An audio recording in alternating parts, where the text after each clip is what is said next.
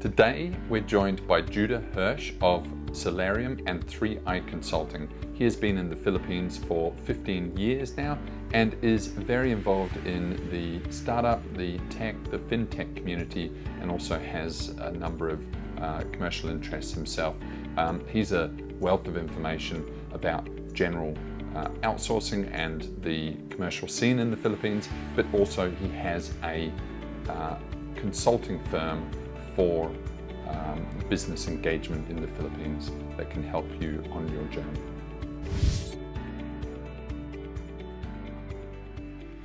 My name is Judah Hirsch from Israel. I moved to the Philippines 12 years ago back in 2005, so very raw time back then.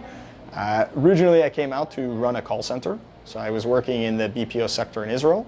It's not as big as the Philippines, but still very niche, about maybe 40,000 BPO workers there. And I had moved up to upper management in one of the call centers. And so a call center in the Philippines, I think wanted to save on some funds rather than hiring a nice expensive expat from the US or the UK. Let's bring this young 20-something-year-old kid from Israel to be the GM here. And so I came and was the general manager of a call center, which was very large for me as a 21-year-old, is about 1,200 employees, but by Philippine standards, actually very small. They consider this a small or medium-sized call center. I did this contract for about 2 years, and then as my contract finished, it was 2007, right? So this is just the start of the global financial crisis. Israel is a financial services sector, so the job opportunities back home were not looking very good. And this was just also the start of the Philippines kind of miracle of the 2007, 2008. Really, they started to get that fast GDP growth. And so I thought, okay, maybe I'll set up a business here. A lot of people were asking me how to, they knew I was in the Philippines. Philippines was starting to pop up on their radar. And so they were asking me, how do you set up a company there? How do you do all these things? And so that's the first business that I put up, is a consulting firm called 3i Consulting, and helping businesses essentially incorporate, invest, and immigrate to the Philippines. That's the 3 I's stand for. What I'm involved in today has grown a lot of bit. The consulting company has been a great kind of backbone to a lot of the other ventures that I've had, but I've had some real estate companies here in the Philippines. Primarily what's keeping my business interest now is a payroll solutions company called Salarium. And that's really kind of a bridge between the business SaaS and a fintech solution for the emerging markets of the Philippines. For companies that almost any company can enjoy the benefits of outsourcing, right? If you think of it this way, outsourcing is just any function that you have in your company now outside of your company. So every company has a function, and so they can easily move that out. Now, maybe if you've never done it, if you're very used to having everything close, or you're not comfortable with outsourcing to another country, then I would really strongly recommend to come visit. You would see that it's not so scary here, because everybody in their home country is outsourcing. When you give your CPA down the street to finish your book of accounts at the end of the year, that's outsourcing. You've outsourced that accounting work to somebody down the street. So every company is already outsourcing. They hire somebody to deliver their flyers. That's outsourcing. It's just the idea of it is these people are so far away, and there's such a geographical distance between them. That really doesn't matter that very much, right? The same level of control that you have over your accountant, who is geographically one block from you, is relatively the same control as you would have an outsourcing agent that's 8,000 miles away from you. You have really the same level of control. And once you become comfortable with that, and you come out here and see that that's the reality, then you would certainly be more comfortable with outsourcing. So the best way to start outsourcing without kind of really overcommitting, coming and building your own center, which should require a lot of planning, a lot of feasibility, is there are great amounts of seat leasing or virtual staff companies here in the Philippines that you can start with just one person. There are some agencies here that don't even work with a full person. I need them just 4 hours a day, right? And you can give just a very simple task that you do in your company, booking appointments or calling up delivery people, or some very simple type of function. Try it out with one fully managed service provider, and that's a very, very good way to start to understand, to get comfortable with the internal thought of your company of, doing something outside of the company. For our consulting firm, like, we are more specializing on companies that have already selected the Philippines as their business destination. So we're not so much in the idea of marketing the Philippines as the premier place. The clients that we have already done that. Like, they've compared maybe the Philippines to India or to some other markets and have chosen the Philippines as their top destination. Some of the reasons that they've shared with us is the good English-speaking culture and the work environment here. They feel better than other markets. So we're past that kind of customer journey stage. We're already at the part where the customer is decided they want to set up here, and we would meet them kind of head on. What are your requirements? What's kind of your short-term, your long-term goals? We come up with a goal planning, always in that sense. What's your immediate goal? What's the short-term goal? And what's the long-term goal? And then we try to come up with a business structure or a solution that would fit that particular goal. And then, of course, our team is really working hand in hand with the company or the investor or the businessman to meet those goals and those timelines. Sure. So Philippines is an interesting place that has, like every place in the world, that has its pros and cons. For me, one of the strongest pros and why I've stayed in the Philippines as long as I have and started as many businesses is I really feel that this is a very opportunistic country in the sense that everybody has the opportunity, right? That they're the country is still forming. It's still finding its place in the economy of the world. And that gaps create a lot of opportunities for people to come in and provide services. Specifically to the Philippines, I think as an expat and as a foreigner, this is the most welcoming country for expats and foreigners I've ever been to. Typically, markets are harder as an expat or a foreigner. When you get there, it becomes more of an uphill battle. Philippines is the opposite. Things are easier here as an expat than they would be for the local population. And that there's a variety of reasons why that is, but that is the on-the-ground reality that it's easier to get a meeting with the CEO of a company here than it would be for me to get the meeting of a CEO of a company in Israel. And because as a foreigner, you're viewed as potentially possessing some information that's more valuable than the local market has, or that you have some expertise that they've not yet mastered. And so people are more eager to meet and do business with foreigners than with locals. When I first started at the BPO, we were really very focused on the voice, right? That was the entire kind of focus. 2005, the early 2000s was really how do we do call, how do we do chat. This is the kind of the focus of the support. At those days, the industry was already talking about what we refer to those days as KPO, which is knowledge process outsourcing.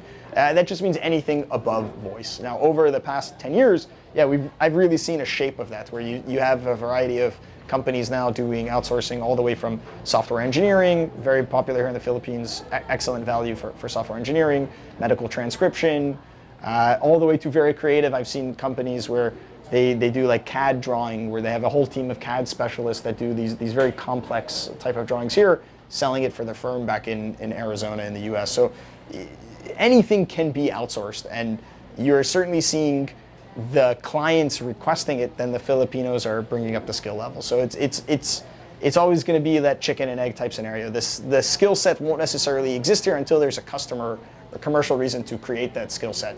But thankfully, the customers are taking that initiative and coming over and actually training locals here to match the skill set that they require.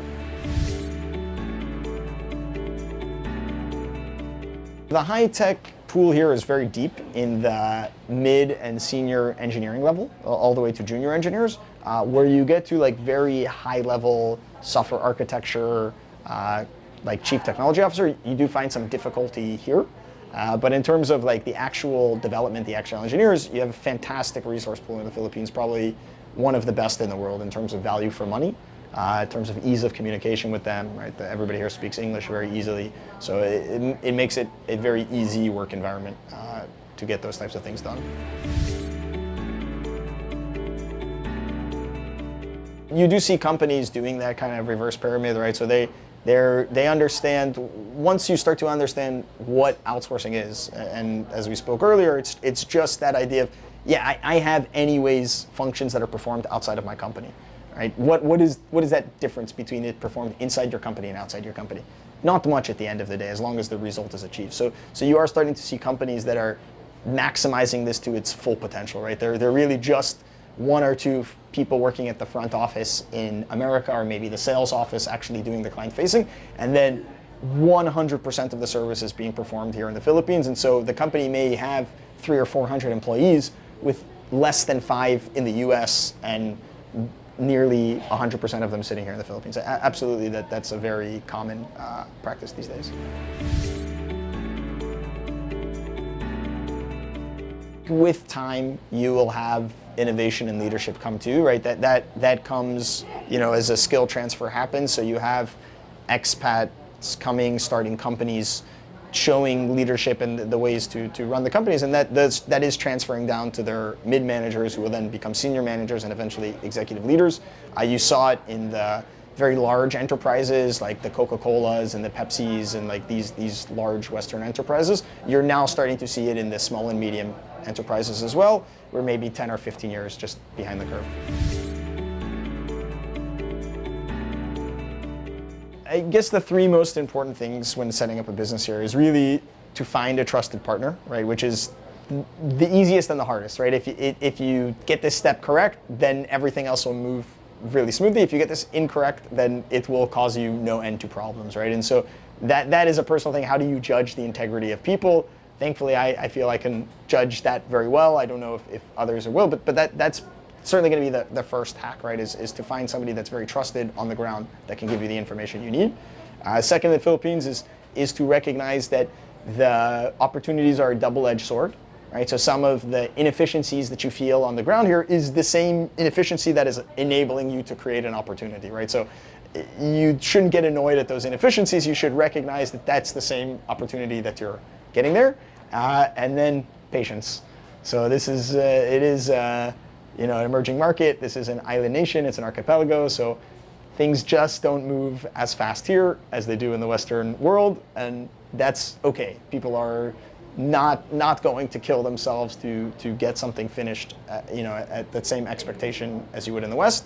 That's kind of the pro and the con of it, right? There are many companies that have been able to turn around their business by outsourcing some of the operations, right? So at the end of the day, the main underlying reason why somebody would outsource is cost savings, right? If you could match the cost exactly in the Philippines as you could in your home country, I don't see any reason why somebody would outsource, right? There's maybe a few minor other reasons, but the vast majority is going to be cost savings. That could be incredibly transformative to a company, right? That was, certain operations of theirs that are essential for them to provide their service in their home country. That particular chunk of operation is just very expensive back home. The expertise is very expensive. The amount of time, the labor, yes, this particular service requires a one-to-one relationship between agent and customer for 1 month when you're setting up and selling them. That in Australia or the US or UK could then cost you $5,000 to $10,000, right, in cost, where you could be paying 1/10 of that in the Philippines, right? So that enables your business to then really maximize the value that it can provide to its customers, because on those things that don't really require face-to-face interaction can be outsourced, you're able to maximize the profit there.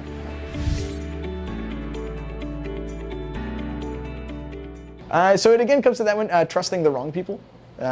So I think people make mistakes when they first come here. They meet. Not necessarily all expats are trustworthy and reliable sources, right? So there are many here. Everybody has their own kind of agenda. I think just in relationship to the world, and so the new mistake that I see is people come to the Philippines. They see it's a very friendly face. They see it's a very friendly place. Everyone's very nice, and then they assume that translates to absolute honesty, right? So this person told me this and this. That must be the truth. Generally not. You should use your own internal barometer. Like in the UK, like in the US, like in Australia, strangers don't just come up to you out of the goodness of their heart and offer to do things out of the goodness of their heart. So using that kind of same lens that you view your home country in this country will greatly aid you. And then just respect for the country and the way that it is, right? This is not your home territory, right? This is not your home market. This is very different. You cannot pretend that this is like America or UK or Australia, or that you can turn the Philippines into UK, US or Australia. It is essentially a different place, and recognizing and respecting that will also help you go a long way.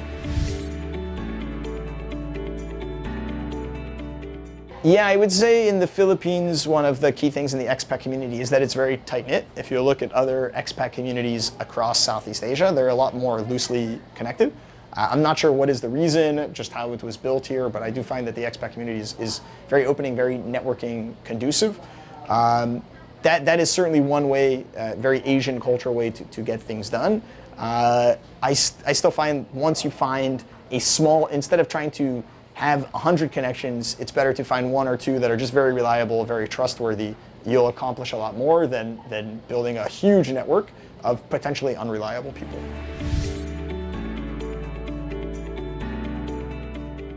To me, Philippines is an incredibly safe business environment. I mean, always you have to remember that media is in the business of selling their media, right? So they're always going to tell the most interesting story. It's not to say that there are not positives and negatives to every country, right? But that the media is in the interest to sell the extreme of both, the most positive or the most negative aspect to get you to buy their media.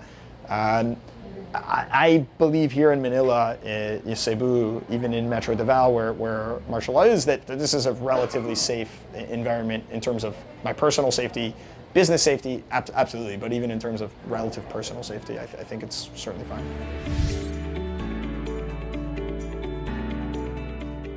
Whenever we talk to clients that are interested to set up a company in the Philippines, the first thing that we always tell them is do your homework. It's okay, like we do research online. You will find that our website has a tremendous amount of in-depth information. We're always very transparent about the process. I'm not here to try and opaque it or hide it from you. We're very clear, this is exactly what we do, and then this is how long it takes to get it executed and done. I find that transparency works very, very well with clients, keeps expectations on both sides. So I would tell clients, do your homework. If you want to set up a company, compare around. It's perfectly okay to speak to several consultants and find the one that resonates the best with you, that ultimately makes you feel, yes, I'm going to get this job done. That's something that we are very happy, when we talk to clients, to say, yeah, it's okay to speak to another law firm or another accounting firm. Ultimately, we're very confident that they will get back to us, and that is typically the case. To set up in the Philippines, again, we talk about pros and cons. So one of the cons of the Philippines is it is a bureaucratic country. So everything is heavily bureaucratized. So you do need a complete suite, like from setting up the company to, as soon as you set up a company, you're then obligated to do financial reporting. Once you do that financial reporting, you're obligated to do that. There are about 4 financial forms you need to submit every month.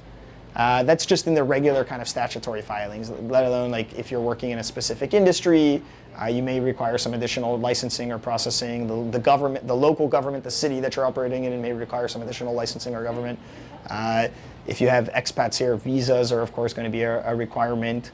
Depending on the type of entity you would set up, there might be some tax incentive or benefit that you would be able to avail of. But then of course, have some statutory compliance that would require you to avail of that. And so typically we do see companies kind of go for a whole suite. Obviously company formation is the initial entry.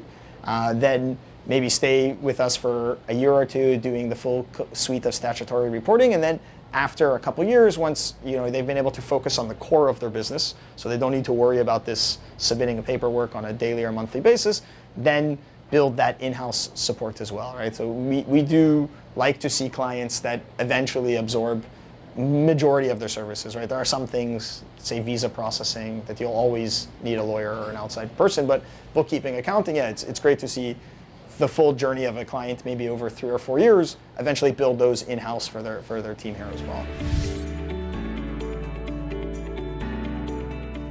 Salarium was built based out of the need that payroll is still a very, very big problem in the Philippines. Very, very difficult. There's not really any companies that really have mastered what that means for a company, right? So clients want a very smooth, replicatable, easy to use process, and there wasn't a solution in the market to meet that. So that's why we came with Salarium, to be kind of an all-encompassing payroll solution. At the same time, we found a tremendous inefficiency in the banking system in the Philippines that led to just a tremendous amount of overwork on companies' parts, human errors, and great cost. And so we combine those 2 factors to create Salarium. So we do end-to-end, from your employees clocking in and out. We have biometric hardware and software that can actually record the time in and out, all the way to the payout. We provide a ATM debit card to your employees that their salary is actually placed on. And so from clock in to pay out, it's seamlessly one platform, really speeding up all the processes. We automatically submit the things to the government on your behalf, and so it's providing a tremendous value add to businesses here. If you really want to dip your toe, and I guess it means like, what are you dipping your toe to actually just dip your toe in as like a hypothesis that you want to test out, or are you trying to get some work out of it that's usable? Like if you just want to, hey, what is it like to outsource? You can certainly go on Upwork or Freelancer or any of that. You'll find that a huge chunk of them are based in the Philippines. You can hire somebody off that, and congratulations, you are now outsourcing your logo design or your graphic work, and you've now experienced outsourcing, right? That can only kind of take you so far. If it's about actually building a process, hey, I need all of my appointments booked, I would certainly recommend going through an agency. Somebody here that does do seat leasing by the hour or by the month or by the week. There's a variety of different companies and resources that we or anybody can help you get connected with.